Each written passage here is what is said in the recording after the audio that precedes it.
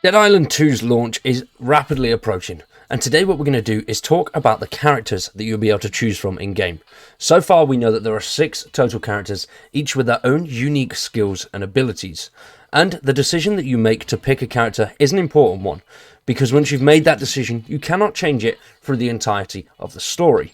And each character has their own skills and perks that are very unique to them, which does make things very different, especially if you're playing multiplayer, because having the right team set up is going to make or break some of your missions. If you are a fan of Dead Island and are looking forward to the launch, please drop a like on the video and subscribe to the channel, because we're going to be covering it here very heavily from now all the way up until the launch date, and then much further when it actually releases. So for the characters that we know, there are 6 in total. Now, as I said at the start of the video, this is a very important decision, because once you've made your decision, you are stuck with that character all the way up until the end of the story mode. And each character has their own set of unique perks and skill cards. Alongside that, they've got their own unique dialogue, which can make for some pretty interesting interactions. Now, first off, we have Amy. Amy comes with maxed out agility stats, as well as the relief pitcher, and also the divide and conquer skill cards. Then we have Ryan. Ryan comes out with maxed out toughness stats and the retaliation and seesaw skill cards. Then we have Danny, who we have seen a little bit of Danny. She is the character that is playing in the background. We saw her in the developer gameplay showcase, which was about a month ago. Now, she can string together attacks with maxed out stamina stats. She also has the Thunderstruck and Bloodlust skill cards. Carla, she has a maxed out resilience stat and the Mosh Pit and Dig Deep skill cards. Then Bruno, who has the Backstab and Rapid Reprisal skill cards. And then finally Jacob, who has the Feral and Critical Gains skill cards. Now, each of these skill cards have a very different function, and they are to that character. So it also depends on your general playstyle, which will be a definite deciding factor in which one of these characters you decide to play. Because if you are a little bit of a distance player and don't want to get all up in the zombie's face, then Amy would be perfect for you, because she has the Relief Pitcher skill card, which will give you full stamina after hitting a zombie with a thrown weapon. Or you may be like Ryan and want to get right up close, which is with the Seesaw skill card, which will see you regaining health for knocking down a zombie. Or you could be like Danny and want to explode absolutely everything that moves with the Thunderstruck skill card. So heavy attacks will trigger explosions on impact. And then the Bloodlust, which will go perfectly with the Thunderstruck skill card, which will see you regain health once you've slayed multiple zombies in quick succession. Now, customization is going to be a massive key to Dead Island 2, specifically when it comes to the weapon customization and also character customization, because the skill deck is a massive and brand new addition to the game itself, allowing the players to mix together different abilities.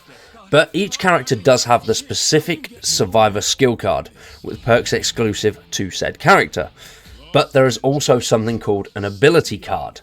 Now, ability cards are found throughout the game world and throughout the campaign. These cards do have different abilities, and you can swap them out over time as you unlock additional slots and to suit your playstyle as you find new and interesting cards. Now, these are the skill cards that you can pick up. Now, there's a lot of them. As you can see here, we have abilities cards, survivor cards, slayer cards, and then Newman cards. And then on your right-hand side, you will see the innate skills. Now, those skills are what you get with your character herself. Now, these skills can be acquired all over the world through zombies. There are a few that you can get through pre-order bonuses, but it does seem like they're going to be out there, they're going to be everywhere and easy to find, even from some of the weakest zombies. Now, these cards, as you can see, you can actually stack up quite a lot of them, with the abilities card being certain abilities that you'll be able to perform against the zombies, such as rush kicks. As you can see here, you can run and jump and kick them in the head. Some of them will be combat abilities, and then survivor abilities will give you a little bit better health and mix up the combat a little bit in ways that you may get injured and you could receive some health from it. The Slayer cards are pretty much just brutal and new execution styles, but the Newman cards, we don't really know all too much about those ones yet. Now, when it comes to the innate skills, As I've mentioned, those are stuck and set with each character. But with the ability cards, you'll be able to mix these up relatively freely. And they also have sub-skills on them here, as you can see by these little icons. Now, these little icons have different sub-skills depending on which one you can see. Obviously, here we have the skull, and then there's what looks to be a jaw there, and then a foot there, so that's obviously a kicking one. This one here is armor, so that's obviously going to give you a little bit better armor by performing a certain ability. So there's a hell of a lot of mix and match, which will definitely create a load of different gameplay styles and enhance replayability when you get a big chunk of these cards. Now, like I say, getting them from zombies is easy. You can get them from the most basic of zombies, or you can get them from some of the big and bulky ones.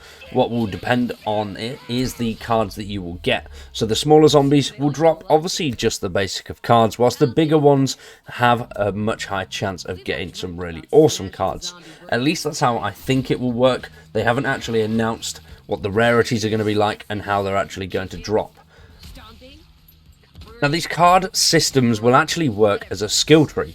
So rather than being able to actually go through like you could on the old one and upgrade skills and enhance different things independently, now what you'll do is get random chances and find these cards. And these will act as pretty much that system.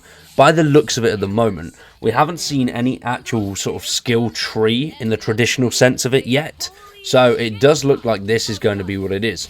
Or potentially, as you can see, there is a level. So maybe we'll get certain levels and then cards, you won't be able to actually use certain ones until you get to a certain level. Which, I mean, could be that way, could not be. We'll have to wait and see. But either way, I think this skill card system looks pretty good. I'm excited to try it out. Although I am a big fan of a traditional skill tree and being able to evolve set skills in the way that I want, at least having a target of what I want to go for. I think the downside of a card system is you don't really know what you're going to get unless there's set cards from certain enemies, which it does seem like some of them may be like that.